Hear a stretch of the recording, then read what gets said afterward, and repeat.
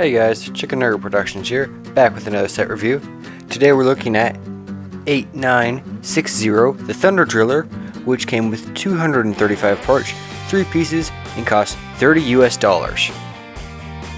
Before we take a closer look at the set, let's take a look at the minifigs. To start off our selection, we have the rock monster that comes with this set, a small orange one under the name of Fire Rocks. As you can see, he comes with 2 small orange crystals, and the only variation in his rock monster type is that he is in fact orange.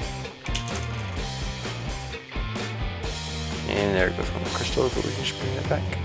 You see, not much variation here. Just another rock monster. Next, we have Duke, signified by his goggles, the drill on his shirt, which relates to the set, Thunder Driller, and the pickaxe. Nothing else is really different about this character. He has the same pants and arms as most of the other people. Now, last but not least, Doc, leader of the Power Miners, has a star on his shirt to signify that he is the leader, and gray arms and a custom torso piece with a star on it. You can take a look at this. Easy. Just like that. And turning him around, you can see that he has the star and that little yellow or orange circle on the back of his torso. Taking a look at both of their alternate faces, first we'll look at Duke, the scared face, and of course his normal face, which you already saw, and his normal face, which you already saw on Doc, and his scared face, or more of his yelling face, trying to get the people to do exactly what they need to do. That's pretty much it for the minifigs. Good selection for this set. Now let's move on to the vehicle. As you can see, this is the Thunder Driller. A pretty large set, moving up quite a bit in scale from the Claw Digger, which we looked at last time. We can see lots of sticker details all along the set. Bring the light to a better angle here. We can also see more stickers and lots of tiny little details just everywhere on this. So we'll start off on the side and work our way around the entire vehicle and to the interiors. Now, over here we have little exhaust pipes, which are just on hinges on the side, with a little build-up around them to signify an area where they would come out of. We have these large fendery or engine pieces that come up to the sides of the back of the cab where the driver sits. And moving around front-wise, we also have another sticker signifying the number of this vehicle, which you can already probably tell from the numerical order that we were taking a look at these sets in. At the front, we have the main action feature, which you saw in action just a moment ago as I rolled it onto the screen. As you roll the front wheels, based on this little gearbox at the bottom that you can see, if you spin the wheels, it turns. And this feature works very well. If you hard press to make it not work, you can just see it rolling back and forth here. Makes a bit of noise. And for me, this is a really cool feature, which they do use again on a later set, and though that set is much bigger than this one. Moving over to this side, we can see the search lamps or spotlights or whatever that are on top of the vehicle, and a chain coming down to the side, along with more stickers, this time with one that says Danger. Maybe there's some sort of electrical circuiting under that plate or something like that.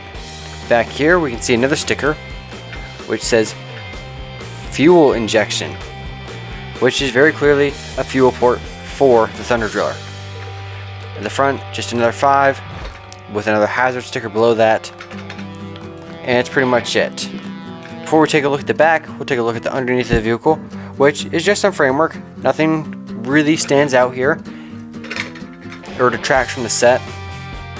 These gears are probably the right color for the underneath there, even though they do show that's not really a problem for this set. The only real thing that kind of stands out is the blue clip, or pin I should say, used here, when they could have used black, which I do know they have a piece for. But that's pretty easy to mod yourself if that does irritate you. Now, in the back area, we have a small cargo container, which we can see has a piece of red dynamite in it, which I have gone over before. It is simply just the red plastic rubber piece, one of my favorite pieces.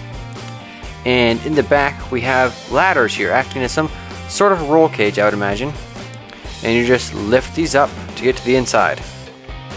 In here we can see we have some sort of chart telling us where we are, probably depth into the surface of the earth, or the Lego earth, whatever it might be.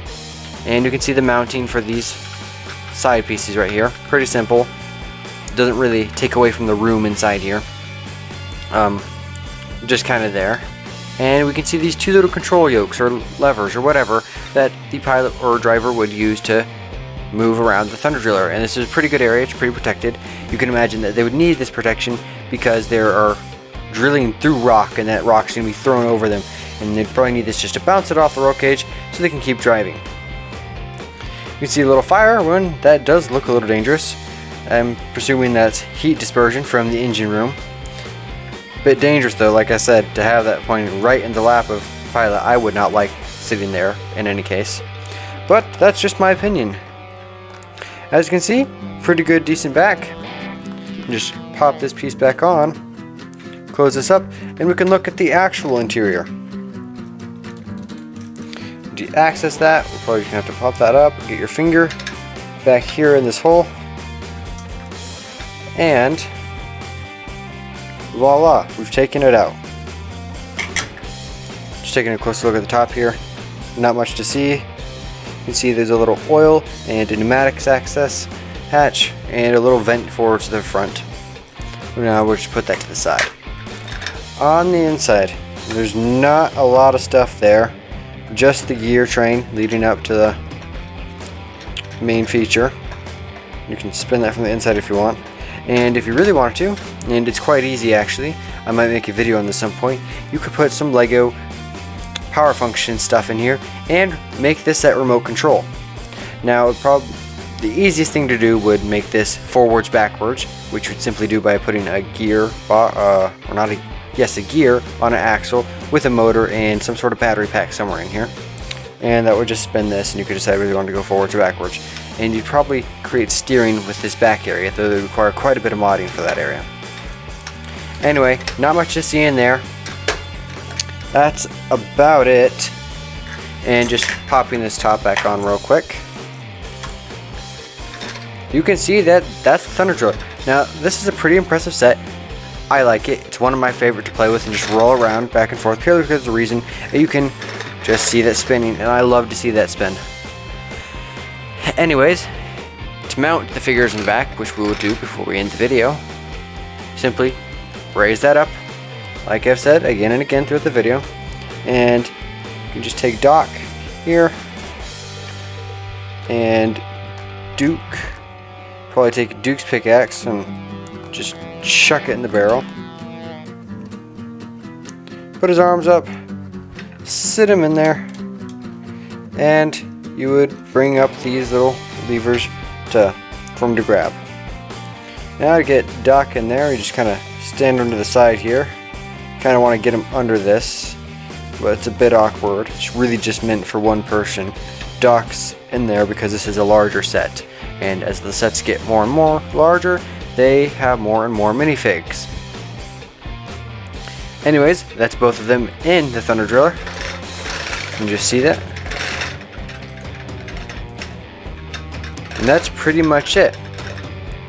Anyways, wrapping this video up, I think that for $30, this is quite a good deal you're getting.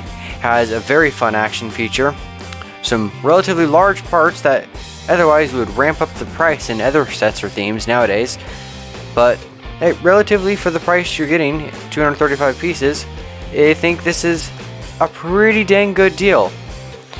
Anyways, that's about it for me today, guys. Thanks for watching, and I'll catch you guys in the next video up on my channel. See ya!